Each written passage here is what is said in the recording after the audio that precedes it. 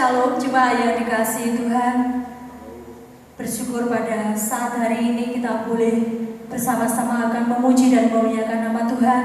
Meskipun saat ini masih dalam masa pandemi dan kita masih beribadah melalui online, tetapi tidak mengurangi rasa sukacita kita di dalam kita mengikut Tuhan. Bersama-sama kita akan memuji Tuhan dan kita akan memulai ibadah hari ini. Bersama-sama saya undang Bapak Ibu semua untuk bangkit berdiri. Kita pujikan Kidung Jemaat nomor 10. Pujilah Tuhan Sang Raja.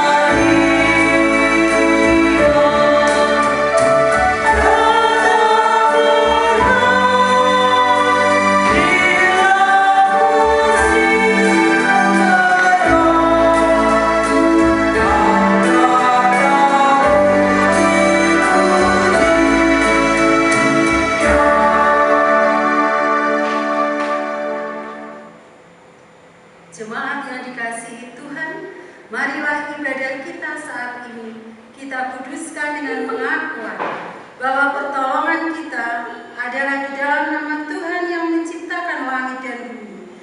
Kasih karunia dan damai sejahtera dari Allah Bapa dan Tuhan Yesus Kristus ada pada saudara semuanya. Amin.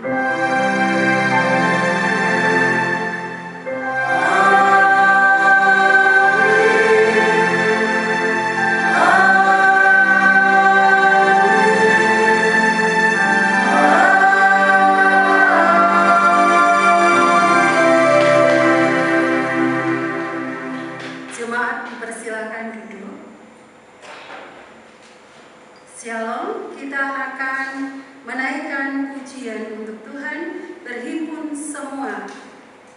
Kidung Jemaat 15, bait yang pertama.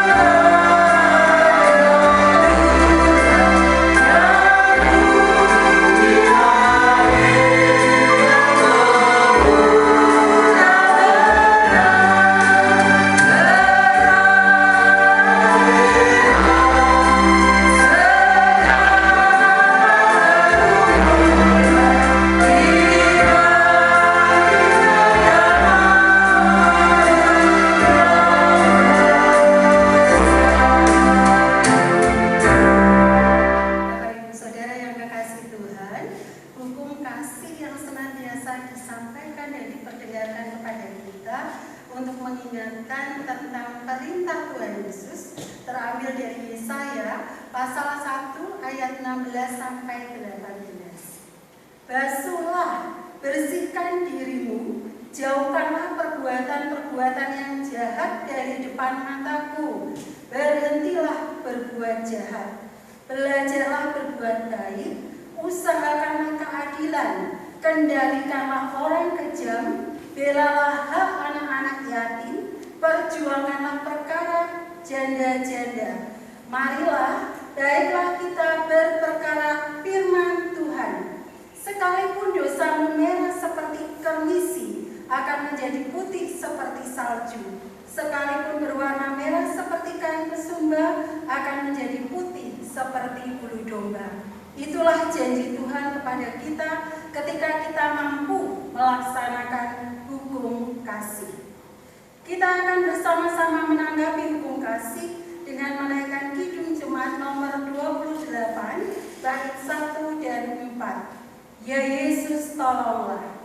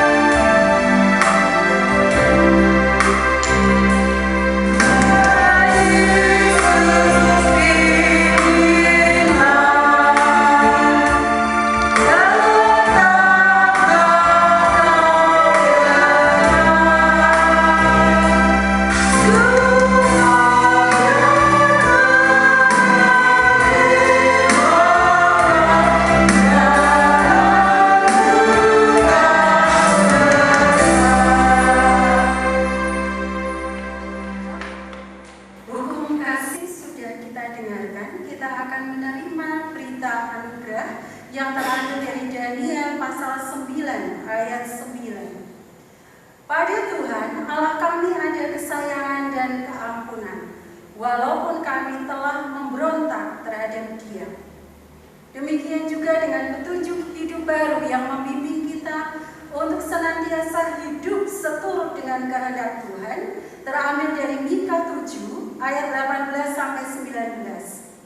Siapakah Allah seperti engkau yang mengampuni dosa dan yang memaafkan pelanggaran dari sisa-sisa miliknya sendiri, yang tidak bertahan dalam murkanya untuk seterusnya, melainkan berkenan kepada kasih setia. Biarlah Ia kembali menyayangi kita, menghapuskan kesalahan-kesalahan kita, dan melemparkan segala dosa kita ke dalam tubir laut. Kita akan menanggapi berita anugerah dan petunjuk hidup baru. Kita akan sama memuji dari Kidung Jemaat nomor 46, bait yang kedua, besarkan nama Tuhan.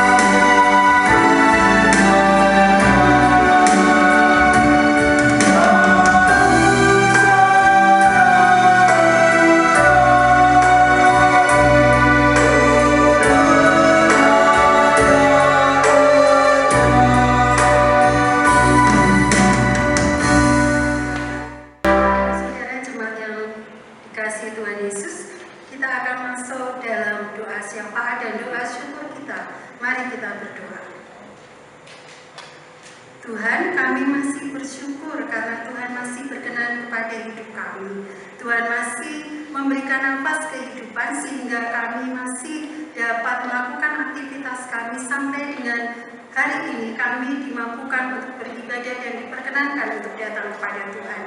Tuhan, kami akan menyampaikan pokok-pokok doa kami. Kami berdoa untuk jemaat Tuhan yang sakit, yang sedang dalam pemulihan, kiranya Tuhan memimpin dan menyertai sehingga melalui dampingan keluarga, pengobatan medis, boleh sakit penyakit yang dideritanya, boleh Tuhan angkat. Terima kasih Tuhan. Kami juga berdoa untuk jemaat Tuhan yang pagi hari ini bekerja, kiranya Tuhan memberikan kekuatan, kesehatan, sehingga pekerjaan yang Tuhan percayakan kepada mereka semuanya untuk memuliakan nama Tuhan. Kami juga berdoa untuk anak-anak Tuhan yang saat ini sudah menyelesaikan UTS, yang sedang akan menghadapi UTS di tengah kondisi pandemi saat ini. Kiranya Tuhan berikan kekuatan, ketekunan kepada mereka untuk belajar, pendampingan orang tua yang sabar terus-menerus untuk dapat memberikan pendidikan kepada mereka. Kiranya Tuhan juga menolong mereka untuk senantiasa setia kepada tanggung jawab mereka dalam belajar. Terima kasih Tuhan. Kami juga berdoa untuk gereja Tuhan, kiranya Tuhan terus memimpin gereja kami, menyertai gereja kami, sehingga apa yang kami lakukan hanya untuk kemuliaan nama Tuhan. Kami berdoa untuk Mas Ayu, Mas Joko, Mas Adi yang melayani Tuhan di gereja ini. Biarlah berkat Tuhan terus Tuhan kucurkan kepada mereka, sehingga mereka boleh dicukupkan baik dengan berkat jasmani maupun dengan kesehatan. Pada akhirnya ya Tuhan, kami berdoa untuk keluarga Bapak Pendeta Nathanael yang melayani kami sebagai pendeta konsulen.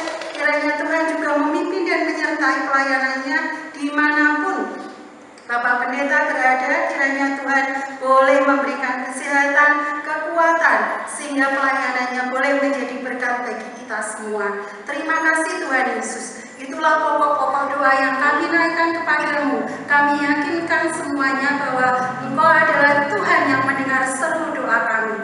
Ampunkanlah segala salah dan dosa kami ya Tuhan. Di dalam nama Tuhan Yesus Kristus, kami sudah berdoa dan mengucap syukur. Amin. Tiba saatnya kita berpersembahan, kita mengucap syukur atas berkat-berkat yang telah kita terima sepanjang minggu ini. Dan persembahan yang kita kumpulkan ini bisa dilakukan dengan cara transfer dengan rekening yang sudah dicantumkan pada video ataupun pada warta gereja, ataupun dikumpulkan melalui tenaga administrasi gereja, dikumpulkan dengan gereja, ataupun dikumpulkan secara mandiri terlebih dahulu untuk nanti digabung pada saat kita mulai kebaktian tatap muka. Persembahan kali ini yang akan kita aturkan, kita iringi dengan pujian dari Kidung Jemaat 393. Tuhan betapa banyak. Mari kita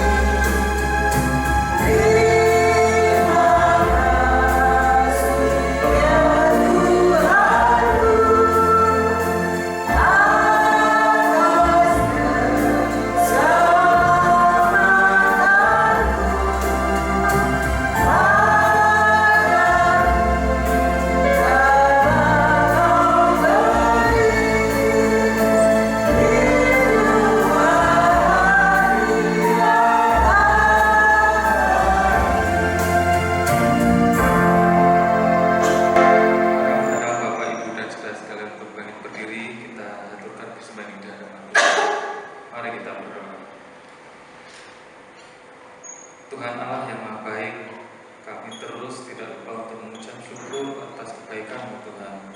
Berkat yang terus Engkau beri pada kami selalu baru setiap hari dan tidak pernah akan berkurang dan tidak akan pernah terputus.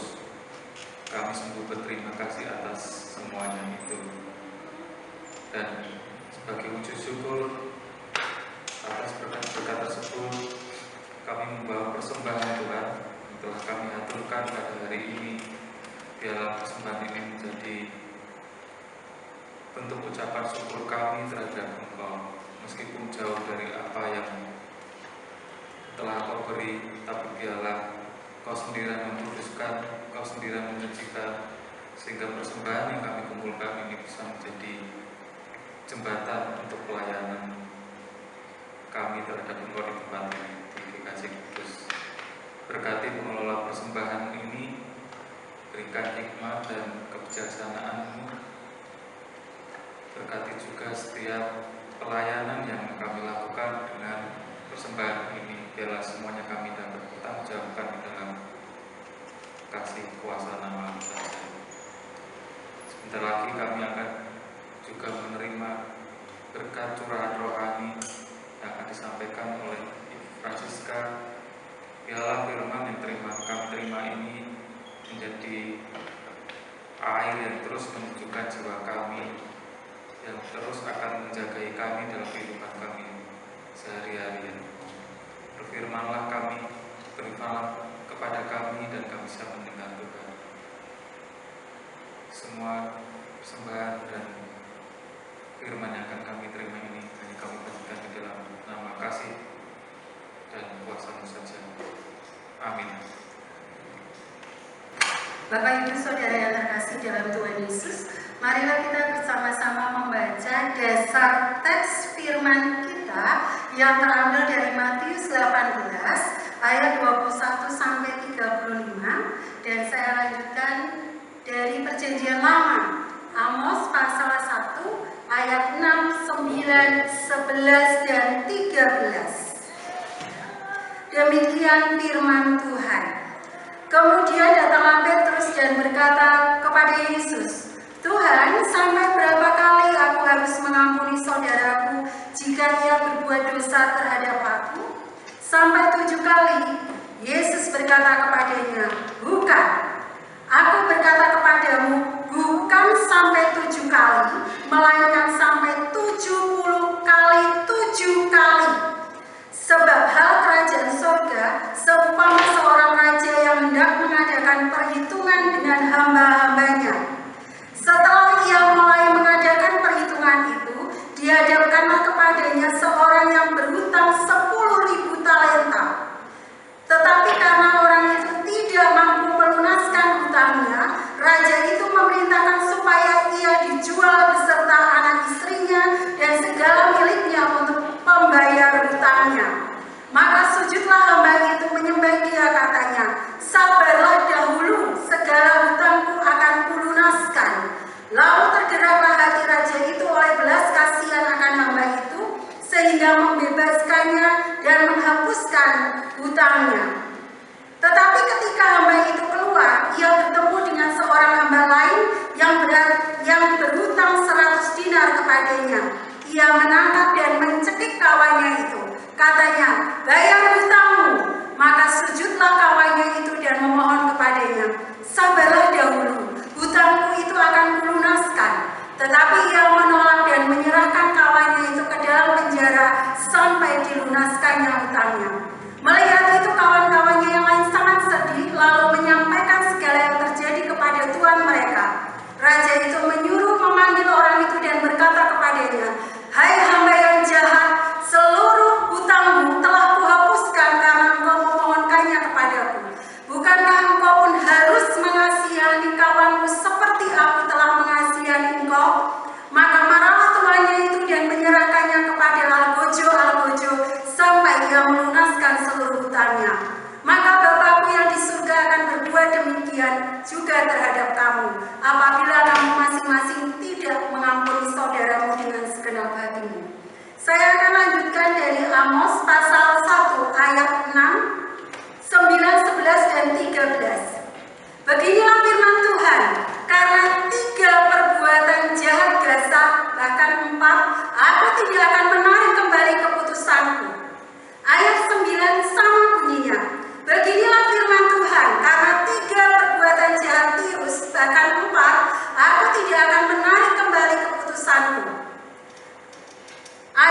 11, beginilah firman Tuhan, karena 3 perbuatan jahat Edom, bahkan 4, aku tidak akan menarik kembali keputusanku.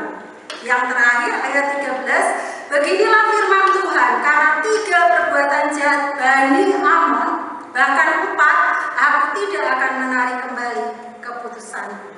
Yang berbahagia adalah mereka yang tidak saja mendengarkan firman Allah, tetapi menanamkannya di dalam hati dan melakukannya dalam kehidupan sehari-hari. Haleluya.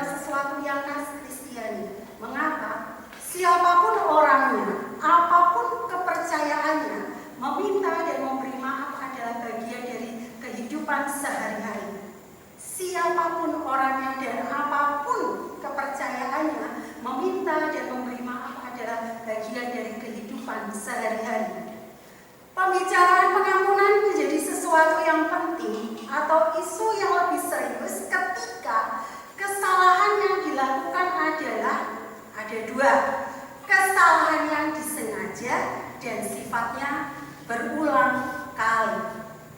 Itu menjadi sulit ketika kita berbicara mengenai pengampunan. Dalam perikop kita Bapak Ibu di Matius pasal 18 ayat 21 dan 35 itu berbicara mengenai perumpamaan perihal mengampuni. Di ayat yang ke-21 langsung masuk kepada ketika Petrus datang kepada Yesus membawa pertanyaan bagus. Tuhan, sampai berapa kali aku harus mengampuni saudaraku jika ia berbuat dosa terhadap aku? Tuhan belum menjawab. Yes, Petrus sendiri yang menjawab. Sampai 7 kali. Di ayat ini yang dibicarakan sebenarnya bukan kesalahan kecil Bapak Ibu, tetapi perihal dosa.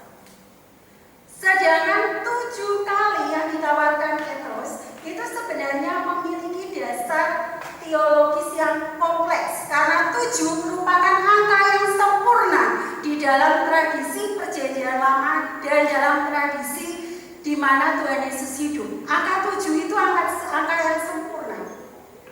Saya mengkaitkan dengan Amos Bapak Ibu. Kenapa? Karena dalam Perjanjian Lama seringkali digambarkan maksimal orang bisa diampuni hanya 3 kali. Saya membacanya di Amos pasal 1 ayat 6. Kalimatnya semua sama. Pengampunan hanya boleh diberikan itu batasannya 3 kali. Sampai yang ke-4 kali itu yang terjadi dan yang harus diterima oleh orang yang bersalah adalah penghukuman. Jadi dalam tradisi rabinis Bapak Ibu, dalam tradisi Perjanjian Lama, batas maksimal orang harus diampuni itu hanya 3 kali. Sehingga Petrus merasa seolah-olah jawabannya yang 7 kali itu sudah di atas standar rata-rata Bapak Ibu.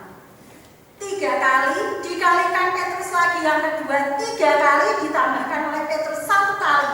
Berarti angka yang diterima adalah 7 dan merupakan angka yang sempurna dalam tradisi Perjanjian Lama. Petrus begitu yakin Bapak Ibu bahwa jawabannya sudah di atas standar rata-rata. Tetapi apa yang terjadi Bapak Ibu? Jawaban Tuhan Yesus 70 kali 7 kali 7 Bapak Ibu. Tuhan Yesus tidak membawa hitungan matematis ketika mengampuni, tetapi Tuhan Yesus membawa satu pemahaman baru bahwa mengampuni itu bukan hanya persoalan relasi manusia dengan manusia, kerajaan Allah, Bapak Ibu. Sehingga dimulai dengan perumpamaan. Ada seorang hamba yang berhutang 10.000 talenta, Bapak Ibu. 1 talenta itu 6.000 dinar, Bapak Ibu.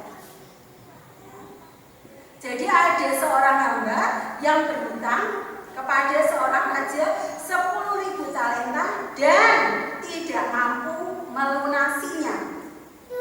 Ya, itu mulai di halaman di ayat 24. Jawabannya apa, Tuhan? Jawabannya apa hamba itu, raja itu? Istri dan anaknya dijual saja untuk melunasi hutangnya. Secara implisit, jawaban raja itu adalah bukan tradisi Yudaisme. Karena bagi tradisi Yudaisme tidak ada yang memperbolehkan seorang istri dan anak-anaknya dijual untuk melunasi hutang. Namun karena hamba ini memohon kepada raja, raja pun mengizinkan. Sudah hutang melunasi yang 10.000. Tetapi kenyataannya ketika orang yang berhutang kepada raja ini dilunaskan hutangnya, yang terjadi ketika dia bertemu dengan orang lain pun dia melakukan hal yang sama. Ketika orang lain, hamba yang lain berhutang kepada orang ini 100 dinar, dia melakukan hal yang berbeda kepada orang itu seperti yang diterima dari raja. 100 dinar itu gede, Bapak Ibu. Tetapi lebih besar yang 10.000 talenta. Karena 1 dinar itu upah orang bekerja 1 hari. Jadi kalau dia berhutang 100 dinar, kalikan saja, Bapak Ibu. Kalau 1 bulan 30 hari, berarti dia harus membayar kurang lebih 3 bulan plus 10 hari. Termasuk besar.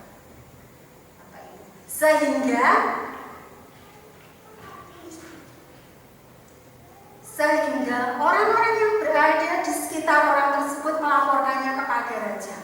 Dan apa yang terjadi? Raja itu menjadi marah dan raja itu mengatakan, jebloskanlah orang itu di dalam penjara. Bapak Ibu, pesan yang mau disampaikan dalam tema kita adalah pertama, pengampunan itu tidak pernah berhenti. Pengampunan itu membutuhkan pengorbanan. Itu yang pertama.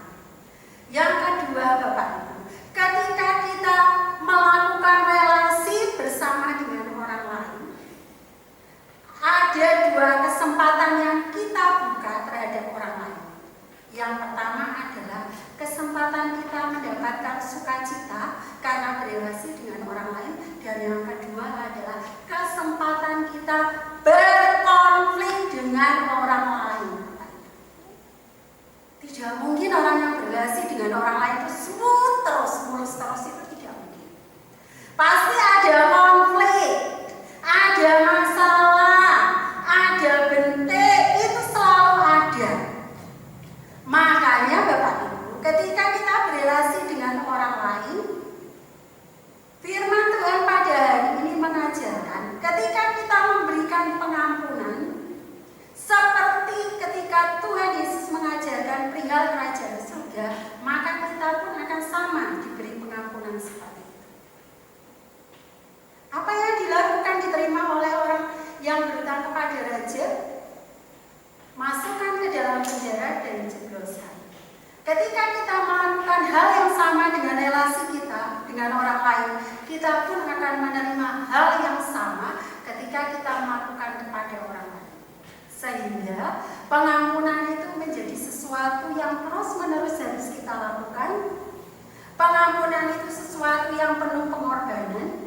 Pengampunan itu menjadi dasar bagi hidup kita ketika kita membuka relasi dengan orang lain. Relasinya tidak hanya bahagia saja kok Bapak Ibu, tidak hanya sukacita, tidak hanya smooth saja. Tetapi ketika kita membuka relasi dengan orang lain, yang terjadi adalah bisa konflik, bisa bentik, bisa memecah, bisa tidak terima, bisa marah, bisa macam-macam. Itu kesempatan kita ketika kita berrelasi dengan orang lain. Nah, ketika kita merasakan semua itu, firman Tuhan mengajak kita untuk mengolah pengampunan itu menjadi sesuatu yang bersifat spiritualitas. Artinya kita melakukan karena memang ada janji Allah, kerajaan Allah. Amin. Mari kita berdoa.